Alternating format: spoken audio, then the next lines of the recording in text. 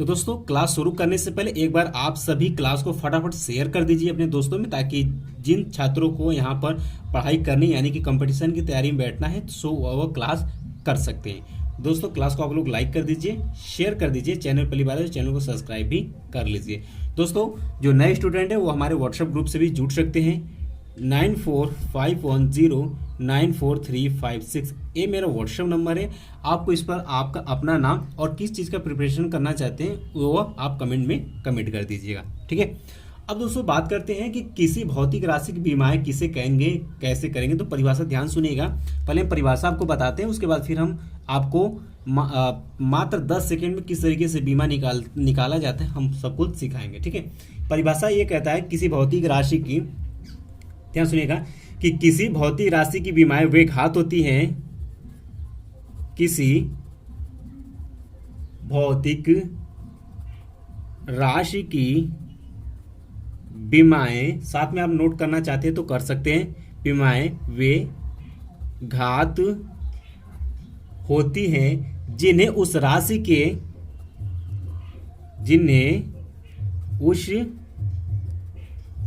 के मात्रक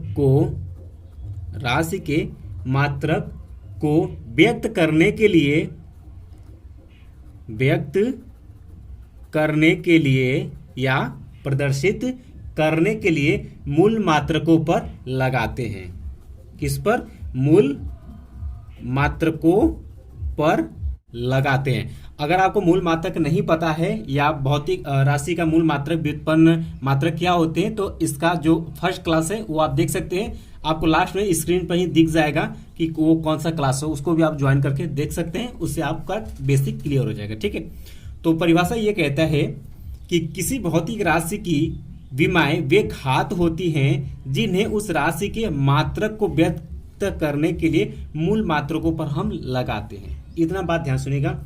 अब ध्यान सुनेगा कि किसी भौतिक राशि के मात्रकों को हम किसी भौतिक राशि के मात्रकों को हम निम्न द्वारा प्रदर्शित करते हैं। ध्यान सुनेगा, जहां पर भी आपको द्रव्यमान दिख जाए, द्रव्यमान को हम कैपिटल एम से प्रदर्शित करेंगे, ध्यान सुनिएगा। और लंबाई को, ठीक है, जहां पर हमें लंबाई दिख जाएगा उसे हम कैपिटल एल से प्रदर्शित करेंगे। और जहां पर आपको समय दिख जाएगा, ध्यान सुनिएगा, जहां पर आपको समय दिख जाएगा उसे हम कैपिटल टी से प्रदर्शित करेंगे। और उसके बाद जहां पर आपको ताप दिख जाएगा तो उसे हम थीटा से प्रदर्शित यहां पर करेंगे। और जहां पर वैद्युत धारा, ध्यान सुनिएगा, जहां पर आपको वैद्युत धारा या धारा दिख जाएगा उसे हम कैपिटल ए से प्रदर्शित करेंगे। यानी कि अगर जितना भी ये भौतिक राशि में कहीं पर भी दिखेगा तो उसको हम इससे प्रदर्शित करके जो हम लिखेंगे वही हमारा क्या हो जाएगा, यहाँ से बीमा हो जाएगा, ठीक है। वही हमारा क्या हो जाएगा, यहाँ से बीमा हो जाएगा। इतना बात क्लियर है। यानी कि अगर कहीं पर भी आपको द्रव्यमान दिख जाएगा तो उसे कैपिटल एम से प्रदर्शित करना है, लंबाई दिख जाएगा तो कैपिटल एल से, समय दिख जाएगा तो कैपिटल टी से, ताप दिख जाएगा थीटा से, और वैद्युत धारा दिखेगा तो कैपिटल ए से प्रदर्शित करेंगे। और दोस्तों बीमा को लिखते समय, ध्यान सुनिएगा, बीमा को लिखते समय नोट पॉइंट में लिख लीजिए, बीमा को लिखते समय हमेशा बड़े कोष्ठक में ही उसको रखते हैं। अगर आप ऐसे छोटे वाले कोष्ठक में करते हैं तो अगर ऐसे लिखते हैं तो ये बीमा गलत मानी जाती है, हमेशा वो बड़े कोष्ठक में ही लिखा जाता है, ठीक है। इतना आपको याद रखनी है। अब शुरू करते हैं कि किसी भौतिक राशि की बीमा और मात्रक किस तरीके से हम लोग निकालते हैं। अगर आपको मात्रक भी पता रहेगा तो भी आप इसका बीमा लिख सकते हैं, और अगर सूत्र भी पता रहेगा तो भी आप लिख सकते हैं। जैसे मान लेते, सिंपल सी बात है, लंबाई है। अब देख सकते हैं लंबाई यहाँ पर आ गया, और लंबाई का यहाँ पर बीमा में क्या प्रदर्शित करेंगे भाई, एल से प्रदर्शित करेंगे। तो इसका सीधा सीधा सूत्र क्या हो गया, कैपिटल एल। यानी कि अगर आपसे कोई पूछता है, ठीक है, अगर आपसे कोई पूछता है कि लंबाई का बीमा बताइए तो आप क्या बताएंगे, एल बताएंगे, ठीक है। उसी तरीके से आप द्रव्यमान का कोई पूछेगा तो एम बताएंगे, समय का कोई पूछेगा तो टी, ताप का कोई पूछेगा थीटा, वैद्युत धारा का पूछेगा तो आप ये बताएंगे। ये तो बहुत सिंपल सी बात है, ये आपको याद होना चाहिए बीमा लिखने के लिए। अब बात कर लेते हैं इसी तरीके से दोस्तों, आपका लंबाई का हो गया, चौड़ाई का, ऊंचाई का, सबका बीमा क्या हो जाएगा, एल हो जाएगा, क्योंकि इसे हम हमेशा किस में मापते हैं, मीटर में मापते हैं, ठीक है। अब थोड़ा सा आगे बढ़ते हैं, क्षेत्रफल ले लेते हैं, ठीक है। क्षेत्रफल, अगर कोई पूछता है कि क्षेत्रफल का बीमा बताइए क्या होता है, तो क्षेत्रफल का सूत्र सबसे पहले हमें याद होना चाहिए। क्षेत्रफल का सूत्र होता है दोस्तों लंबाई गुणे के चौड़ाई, यही होता है। तो दोस्तों ध्यान सुनिएगा, लंबाई को किस में मापते हैं, मीटर में, और चौड़ाई को किस में मापते हैं, मीटर में। ठीक है, तो देखिए जहां पर भी लंबाई आ जाएगा तो मैंने क्या सिखाया था, उसको हम कैपिटल एल से प्रदर्शित करेंगे। ठीक है, बीमा लिखने के लिए, और चौड़ाई भी जहां पर भी आ जाएगा उसको भी हम कैपिटल एल से प्रदर्शित करेंगे। तो देखिए एल इंटू एल, यानी कि यहाँ पर हो गया आपका एल स्क्वायर हो गया। तो अगर आपसे कोई पूछता है कि यहाँ पर क्षेत्रफल का आप बीमा बताइए, तो क्या बताएंगे दोस्तों, एल स्क्वायर बताएंगे, या फिर आप इस तरीके से बता सकते हैं एम के पावर में 0 एल स्क्वायर टी के पावर में 0। इस तरीके से भी आप लिख सकते हैं। आपको आपके कंपटीशन में ऐसे भी आपको ऑप्शन में मिल सकता है। ठीक है, कोई दिक्कत नहीं, क्योंकि इसके पावर में 0 और टी के पावर में 0, तो इसका वैल्यू हमेशा क्या हो जाएगी, 1 हो जाएगा। तो क्षेत्रफल का बीमा आपने निकालना सीखा। इसके बाद थोड़ा सा आगे बढ़ते हैं तो आपका आ जाता है आयतन। ठीक है, आयतन का बीमा भाई कैसे निकालें, तो आयतन का आपको सूत्र पता होना चाहिए सबसे पहले।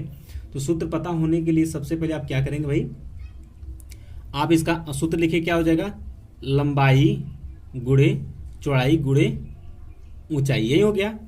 और दोस्तों लंबाई को कैपिटल एल से, चौड़ाई को भी कैपिटल एल से, और ऊंचाई को भी कैपिटल एल से गुणा कर देंगे तो क्या आ जाएगा, इसका बीमी सूत्र क्या आ जाएगा, एल क्यूब। यानी कि आयतन का, अगर आपका आयतन यानी कि वॉल्यूम का आपसे बीमी सूत्र कोई पूछता है तो एल क्यूब बताएंगे, या फिर आप बताएंगे एम के पावर में 0 एल क्यूब टी के पावर में 0। इस तरीके से आप बता सकते हैं, दोनों तरीका सेम है। ठीक है, और इसी तरीके से आप इसका मात्रक भी लिखना चाहें तो साथ में लिख सकते हैं। मात्रक क्या लिखेंगे भाई, लंबाई को मीटर में, चौड़ाई को मीटर में, और इसको ऊंचाई को भी किस में मापते हैं, मीटर में। तो क्या हो जाएगा आपका मीटर क्यूब हो जाएगा। ठीक है, अगर मीटर क्यूब तो ये आपका क्या है, मीटर। मीटर को हमेशा किस में, अगर बीमा सूत्र लिखेंगे तो एल से प्रदर्शित करते हैं। आप डायरेक्ट भी ऐसे भी कर सकते हैं।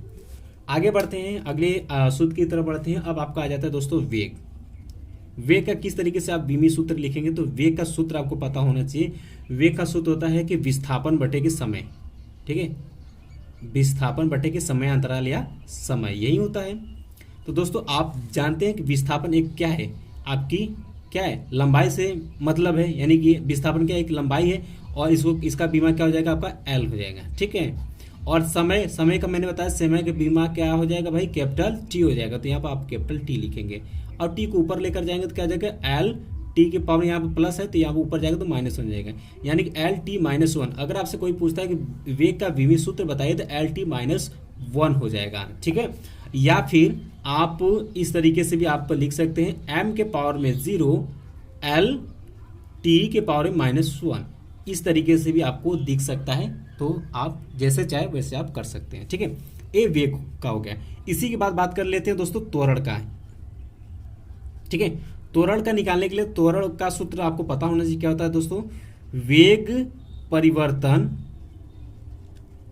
परिवर्तन बटे क्या होता है, समय अंतराल या समय होता है। तो वेग परिवर्तन यानी कि वेग, तो यहाँ पर आप चाहे तो डायरेक्ट आप वेग का अगर फार्मूला पता है तो आप डायरेक्ट वेग का लिख सकते हैं, लेकिन इसको आप थोड़ा सा विस्तार करना चाहेंगे तो वेग का फार्मूला क्या होता है, विस्थापन। ध्यान सुनेगा, विस्थापन बटे के समय, यही होता है। और बटे के नीचे क्या है, आपका समय है, तो ये समय नीचे चला जाएगा तो यहाँ पर क्या हो जाएगा, विस्थापन अपान के समय का स्क्वायर हो जाएगा। तो विस्थापन का बीमा हमने आपको बताया क्या हो जाएगा, कैपिटल एल हो जाएगा, और समय का कैपिटल टी, स्क्वायर है तो स्क्वायर लगा देंगे। ठीक है, और इसको सरल करेंगे तो देखिए ये नीचे है, ऊपर जाएगा तो क्या आ जाएगा यहाँ पर एल टी के पावर में -2। अब देख सकते हैं कि त्वरण का आपका बीमी सूत्र निकल कर आ चुका है, एल टी -2 इस तरीके से आ गया। या फिर आप इसी को लिख सकते हैं m के पावर में 0 एल टी -2। आई होप के दोस्तों अब आपको बीमा अच्छे से लिखना आ गया होगा, क्योंकि एक क्वेश्चन आपको हर साल, 1 से 2 क्वेश्चन हर साल आपके कंपटीशन, यानी कि आपके जेईई मेंस में भी कोई क्वेश्चन बन सकता है, बीएचयू बीएससी में भी पूछता है, और आपके यूपीटीयू एग्जाम में और अदर यूनिवर्सिटी का जो भी एग्जाम है उसमें आपको एक बीमा का क्वेश्चन आपसे पूछा जाएगा। ठीक है, आइए और कुछ आपको बीमा निकालना सिखाते हैं। अब दोस्तों कोई पूछता है कि आपका बल का बीमी सूत्र बताइए, तो बल का सूत्र आपको पता होना चाहिए। बल बराबर क्या होता है भाई, बल बराबर क्या होता है, द्रव्यमान इंटू क्या होता है आपका, त्वरण। ठीक है, यही होता है।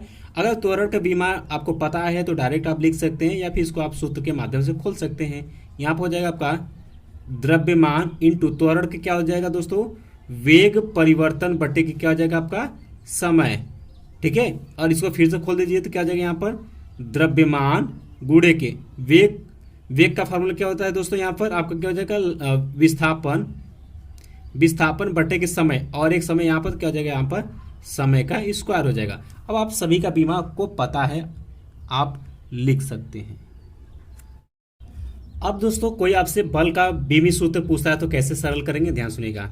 तो बल का आपको सूत्र पता होना चाहिए। बल बराबर क्या होता है दोस्तों, आपका द्रव्यमान गुणे के त्वरण, ये आप जानते हैं। तो यहां से इसको क्या लिख सकते हैं, द्रव्यमान को रहने दीजिए, ठीक है, इनटू त्वरण का फॉर्मूला आपको पता है तो डायरेक्ट आप इसकी बीमी सूत्र लिख सकते हैं, अन्यथा इसको भी खोल सकते हैं। तो त्वरण बराबर क्या होता है दोस्तों, वेग परिवर्तन बट्टे के समयांतराल या समय, ठीक है, इतना हो गया। फिर इसको और खोल दीजिए तो क्या हो जाएगा, यहाँ से द्रव्यमान गुणे की आपका वेग परिवर्तन, यानी कि वेग बराबर क्या होता है,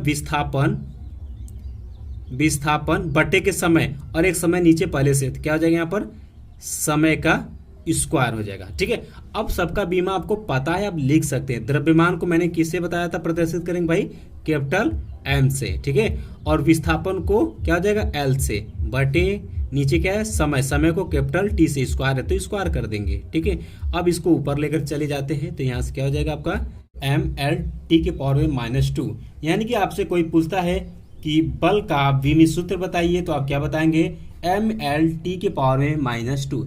तो दोस्तों इस तरीके से हम किसी भी भौतिक राशि का बीमा निकालते हैं। और मैंने आपसे बताया है कि बीमा बहुत ही इंपॉर्टेंट है, आपके लगभग हर कंपटीशन में कोई न कोई एक बीमा आपसे पूछा जाता है, इसलिए आपको बीमा अच्छे से निकालना आना चाहिए। तो दोस्तों आई होप कि आपको बीमा अच्छे से निकालना आ गया होगा।